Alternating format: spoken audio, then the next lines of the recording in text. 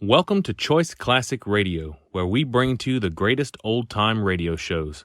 Like us on Facebook, subscribe to us on YouTube, and thank you for donating at choiceclassicradio.com. Broadway's My Beat, from Times Square to Columbus Circle, the gaudiest, the most violent, the lonesomest mile in the world.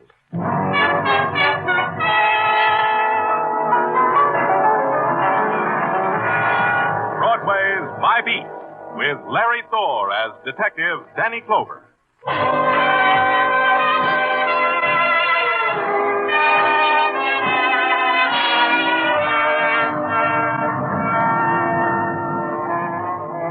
Broadway. It's a bet you make against the dealers at night, on the blood red of neon, on the black of the searching wind. And the circle spins, a whirlpool of gleaming laughter and splintered whispers, of shrieking steel and the silence of stone. You pray for a win, but it's no good. The red pays off in stained hands, and the black with dust in your mouth. That's how it falls on Broadway. My Beat.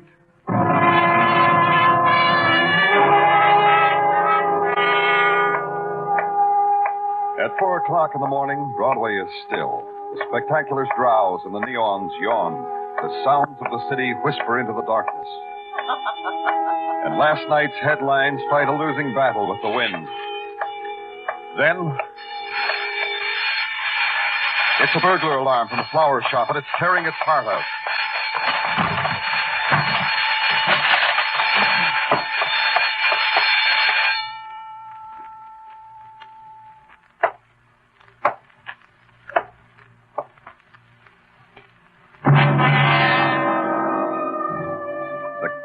Winking light of the florist's sign found her face, then lost it in the shadows, then found it again. She sat primly in a wicker chair through which garlands of camellias and shining green leaves had been woven. Her hand had been pricked by the thorn of a rose she held. And when the light found her eyes again, they were mocking and sly. Hey, what goes on here, huh? Oh, hi, Danny. What makes? I heard a burglar alarm. Someone tripped it on their way out the back door. Oh, and left this dame here to heist rose petals? Roland Meshikoff, do something for me. Sure, Danny. Want me to book her? Call homicide. Tell them there's been a murder. Why,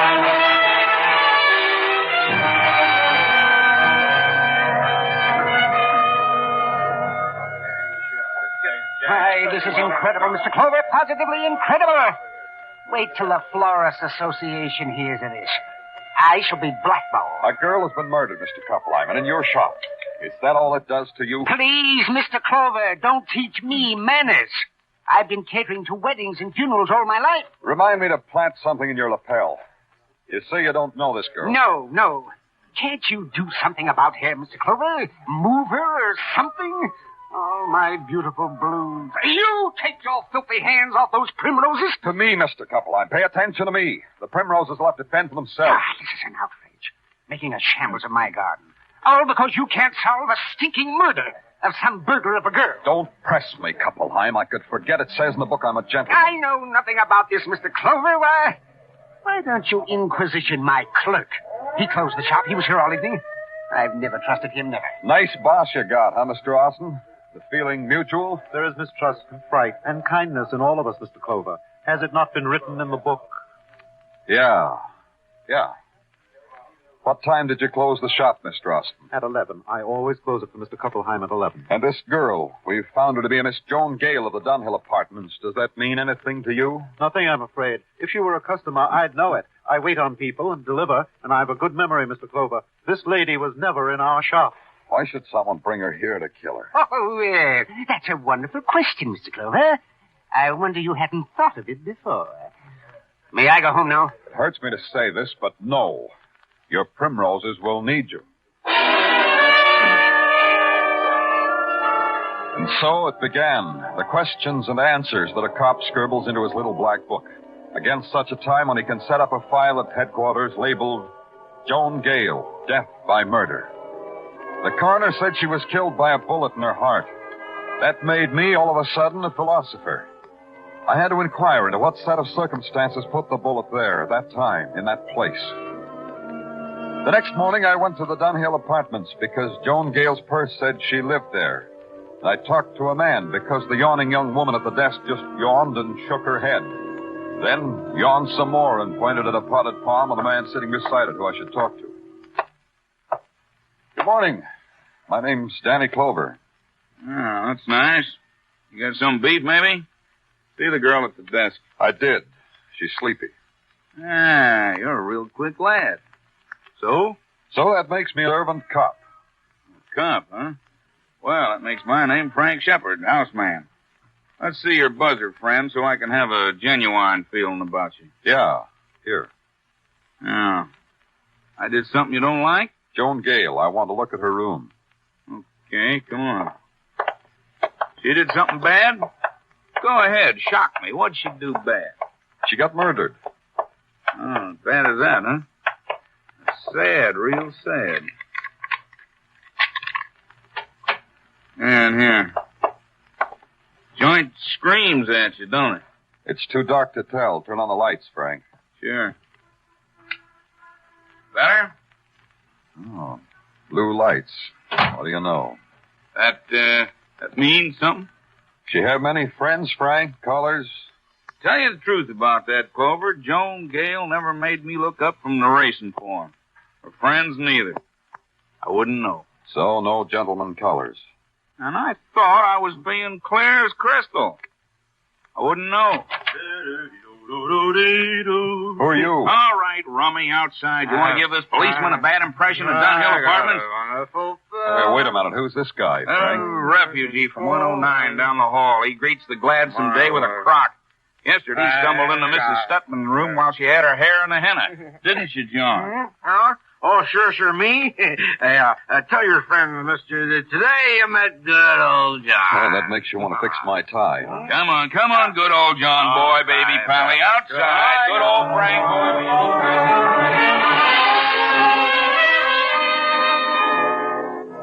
I watched old Frank boy push his pally on his face into Pally's home in 109. Then Frank boy came back and was the model of a house dick with the economy-size helping hand. We searched Joan Gale's apartment, found a lot of things.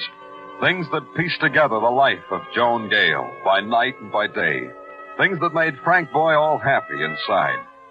But there was nothing that added up to her dying in a bed of cut flowers. Back at headquarters, there were more fragments, more scraps of a woman's life. Sergeant Tartaglia offered them to me. This is Joan Gale, Danny. She had a slight record in Scranton, PA. For disturbances of the peace, for questioning, for, you know, Danny. Yeah, the alibis of Kuppelheim and his clerk, Roy Austin. You had them checked? Oh, yeah, Danny, sure. It's just like this Mr. Kuppelheim and Mr. Austin told you. Kuppelheim was in the sack. The clerk, Roy Austin, closed up Kuppelheim's flower shop at 11 o'clock. Went home. To the knowledge of his landlord, did not leave the premises till you rousted him out of bed to question him had said Kuppelheim's flower shop. How do you figure, Tartaglia? You know, I'm glad you asked me, Danny, because I got a theory. Now, the way I picture this whole crime... Oh, Tartaglia, pardon me. Surely, Danny. Go right ahead. Thank you. Danny Clover speaking. They told me you were handling the Joan Gale murder, Mr. Clover. I believe I can help you with it. Who is this? Mrs. Amelia Ripley, 1219 Smedley Place, in Forest Hills, Mr. Clover. I can expect you immediately? Yes. Thank you, Mr. Clover. Now, as I was saying, Danny, my theory... Keep it on ice, Tartaglia. I'll come back for it.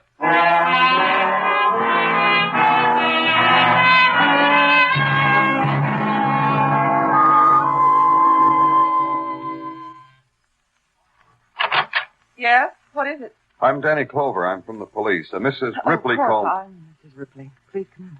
Thank you. You won't mind... Well, that is, I hope you won't mind if we sit in the kitchen and talk. Not at all. This way. You see, it's the maid's day off, and I'm cooking. A hollandaise sauce on the stove, batter in the mixmaster. Oh, looks about done. It's the sauce that needs attention.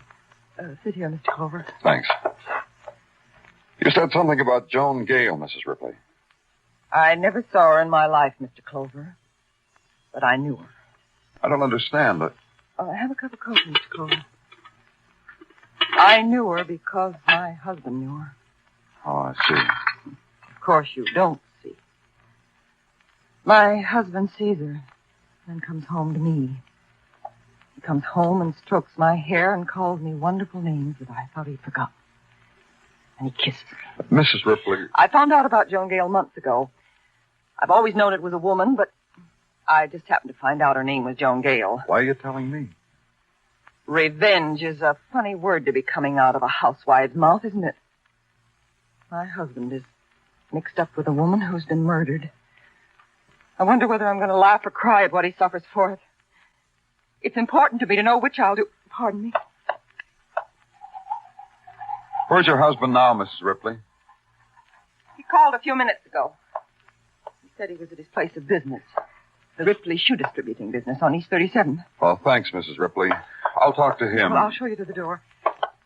I think I'm glad I talked to you, Mr. Clover. Oh, you did the right thing. Is this your husband, this picture on the bookcase? Yes, that's John. Good old John, he likes to call himself. Why, Mr. Clover? Does he drink? Why do you ask? But, no, he doesn't drink. I'll say that for him. He doesn't touch a drop. Mm-hmm. Miss Clover, it looks bad for John, doesn't it? It's possible that he killed the girl, isn't it?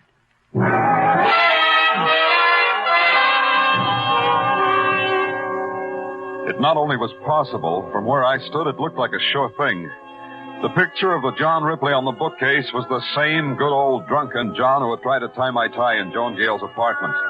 The same drunken John who never drank, his wife said. I had to ask him about a little thing like that. About a lot of little things.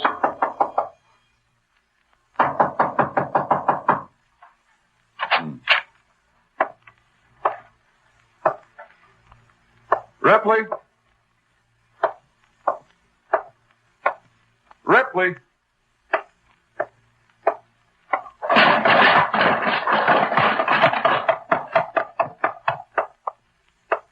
No. Oh, no.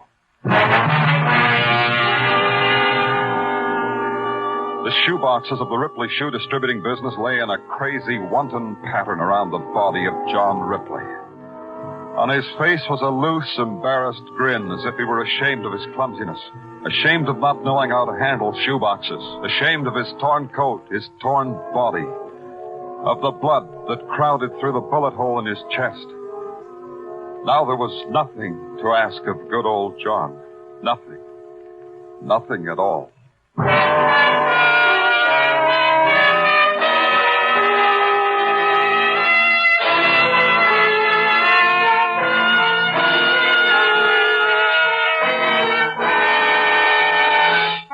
You are listening to Broadway's My Beat, starring Larry Thor as Detective Danny Clover.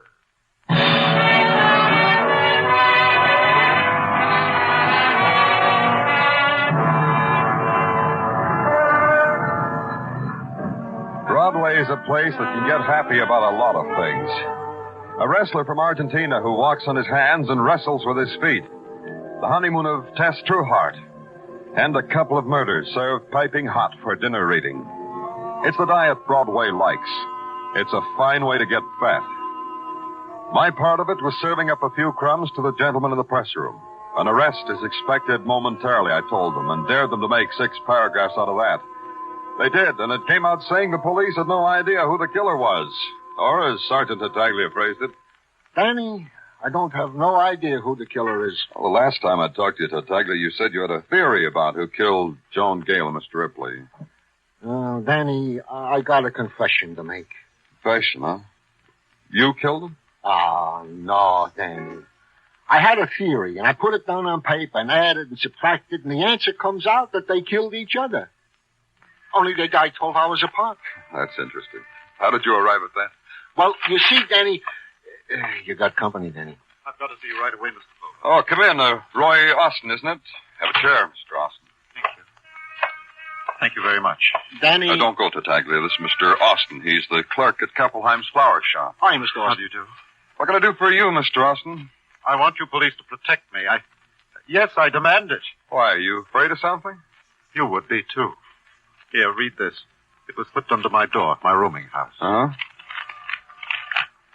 Dear Roy Austin, make no plans, Mr. Austin, because you will die within a day. Who'd want to write you a note like this? You know? Of course I don't. That's your job, Mr. Clover. Doesn't that note tell you something? Not much, except that whoever wrote it tried to disguise his handwriting. That's pretty obvious. Well, that may be, but it doesn't make me any the less frightened. Mr. Austin, the department will give you all the protection you need. How? One of our men will follow you wherever you go and will... That's not enough. I refuse to leave this building until you apprehend whoever wrote that note. Mr. Austin. I refuse to leave this building. Okay. We'll lock him up, Detective. Sure, Danny, sure. Hey, Mr. Austin, you play canasta? Idiot's delight. Oh, new game, huh? Well, maybe you can teach me. Where you going, Danny? To the Dunhill Apartments. There's a house detective there I got to see. Maybe he can teach me.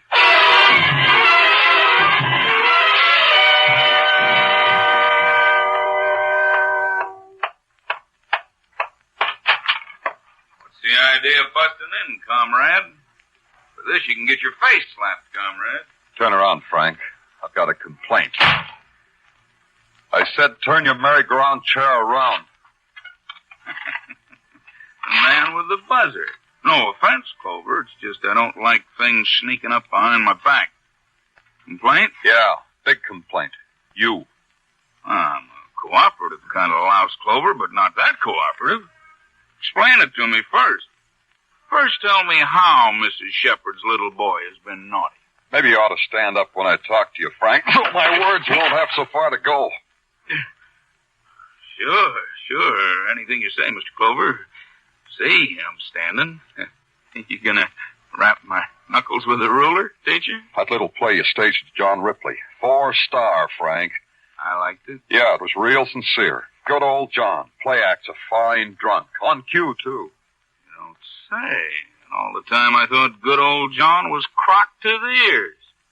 He wasn't drunk, huh? Why did you throw him the cue, Frank, boy? You've been working too hard, Detective. Why did you do that, Frank, boy? Why did you tell Ripley I was a cop before he needed to know? Why did you tell him to act drunk so it could look like a big, boozy mistake, his coming into Joan Gale's apartment? You need a place to lay your head, Detective. Answer me, Frank, boy. Answer me. Then answer. You were crowding me. Thanks, Frank, boy. I was praying for that.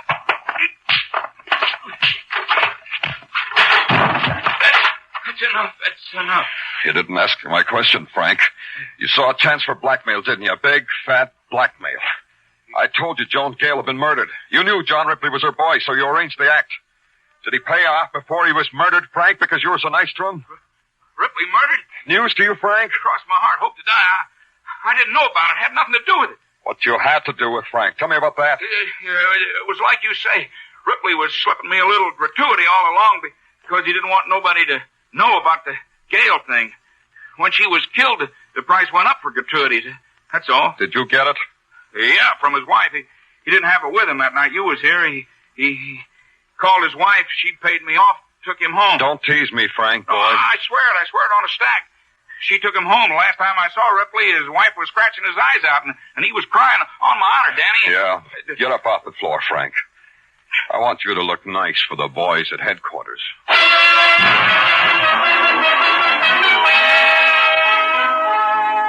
Frank didn't look nice for the boys at headquarters. A guy like that could spend 3 hours with a barber, then dress in custom-tailored clothes, and still he wouldn't look nice. Before I left headquarters, I looked in on the canasta game between Tartaglia and Roy Austin, then took a ride out to the housewife, Mrs. Ripley. I couldn't make up my mind whether to be sorry for her. I wasn't sure whether she had anything to be sorry about. I suppose you expected to see me in tears, Mr. Clover. I wasn't sure. Just how do you feel about your husband's death? Relieved, I think. Clean.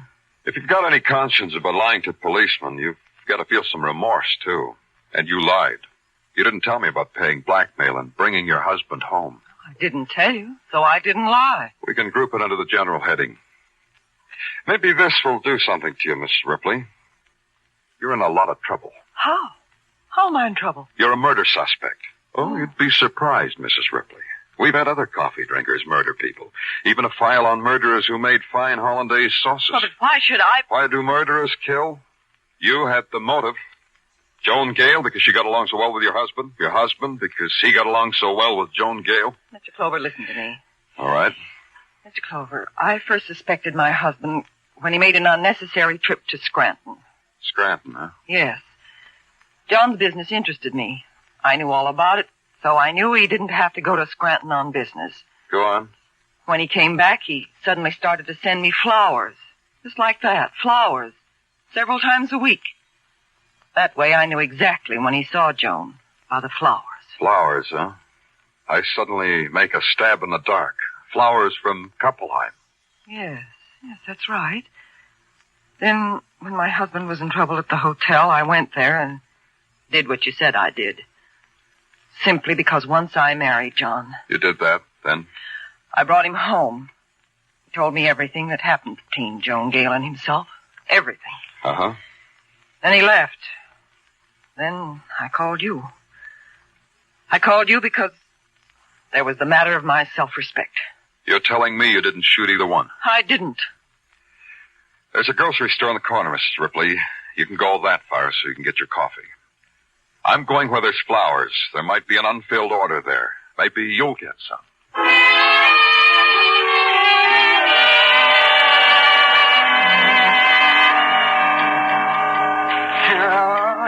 Heavens have brought me enough torment, Mr. Clover. My heart bleeds for you, Kuppelheim. Put those paddles down and talk. Gosh, it's no good. You've upset me so. A coming out corsage. Just massacred. How long have you had John Ripley for a customer? John Ripley? The shoebox murder case? Oh, yes. See, that is a thrilling one. How long was he your customer? Now, he began coming in about the time that clerk of mine started working for me. Roy Austin? Yeah. Oh, they got along famously, those two, always whispering about something or other.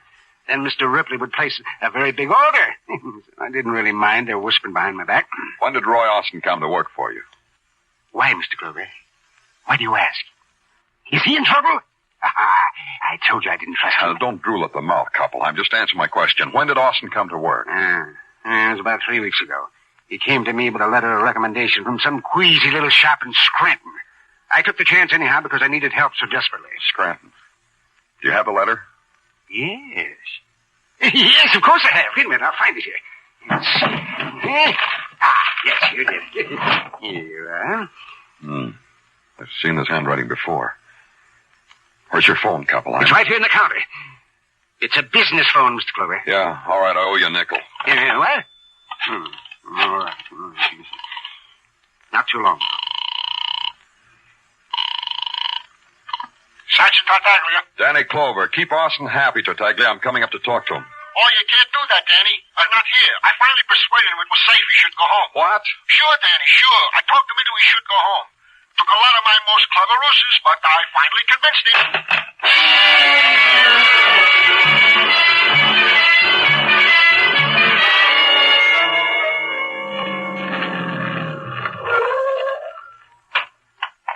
As soon as you call headquarters, Danny, what's up? Maybe a guy who asked protection of the police, Muggavan, just to throw the police off balance. Huh? Maybe a killer. Let's go, this corner house. Hey, Danny, look. Guy just jumped off the fire escape. Hey, that's him, Muggavan. Come on. In the alley. Drop him. No, I'll fire over his head. Austin! Austin, stop! Hey, he ain't playing. There he goes, Danny. Turn into Amsterdam Avenue. Yeah. We gotta catch him, Muggavan. We can't shoot in this crowd. Hey, look, Danny. Into the building. He's running in there. I see him. In here. Rival me? Beg your pardon, lady. Did a man just come in here? Man in a gray sweater? In and through that door on the other side of the platform. Thanks. Stay here, Muggavan. Don't let him get out this way. Yeah, Danny, sure.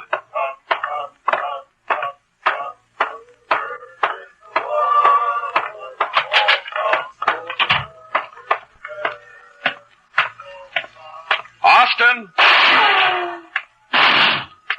I'm up here, Mr. Clover. Somewhere here in the darkness. Think you can find me before I kill you?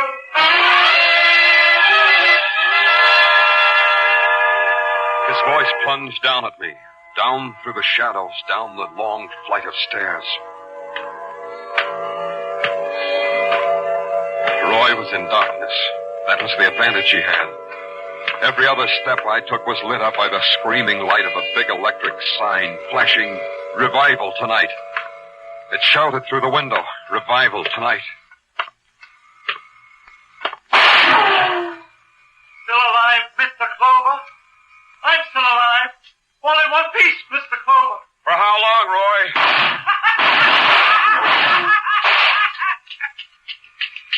What's the matter, Mr. Clover? Out of bullet. Not a trick, is it? Because it'll do you no good. Come down, Roy. My gun's empty. Come to me, Mr. Clover. Up these stairs. Come to me. Pray, Mr. Clover. Pray for salvation. Because I'm going to hasten your death with this gun. Because you're a sinner. Joan Gale was a sinner, too, wasn't she, Roy? Yes, she was. She was my wife, Stratton. Did you know that? No. Yes, she was. She was good. Until Satan came for her. That would be John Ripley. Satan? He took her away from me. And then he came back. And he told me where she was. Because he knew I would kill her. Because I am just. And the wages of sin are death. And you killed Ripley. Satan. And now you, Mr. Clover. But you must accept death with innocence. Like the lamb. Throw your gun on the floor, Mr. Clover. Yeah, I'll do that, Roy. Here. My face!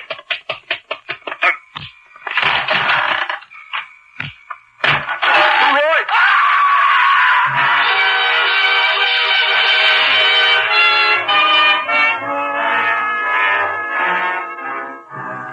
When I got to him, he was dead.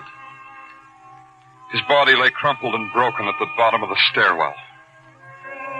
On his face, the last drop of ecstasy. The ecstasy he'd reserved for his own dying. When they came for him, it was still there. But frozen now, different now. Like some leering mask of evil.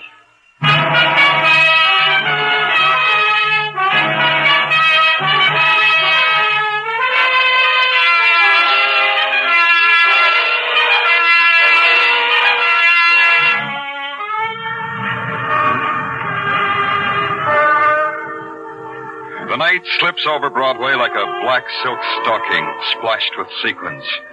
And Broadway is as flashy as a showgirl on an after-theater date. But it'll be daytime in a few hours, and Broadway will wear a sleazy house dress and stand on street corners, screaming. Day or night, it wears any face you'll look for. It's Broadway, my beat.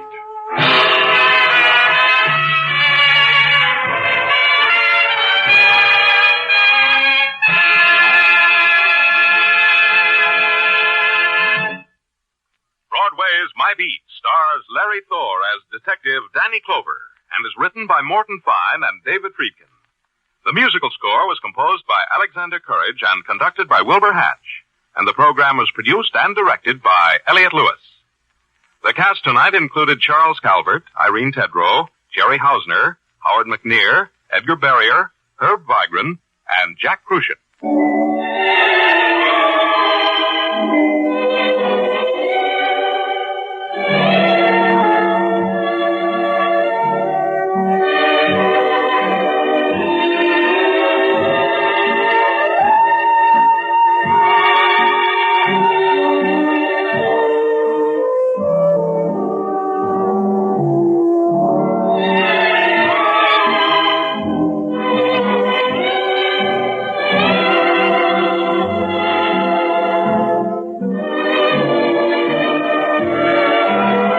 This is the United States Armed Forces Radio and Television Service.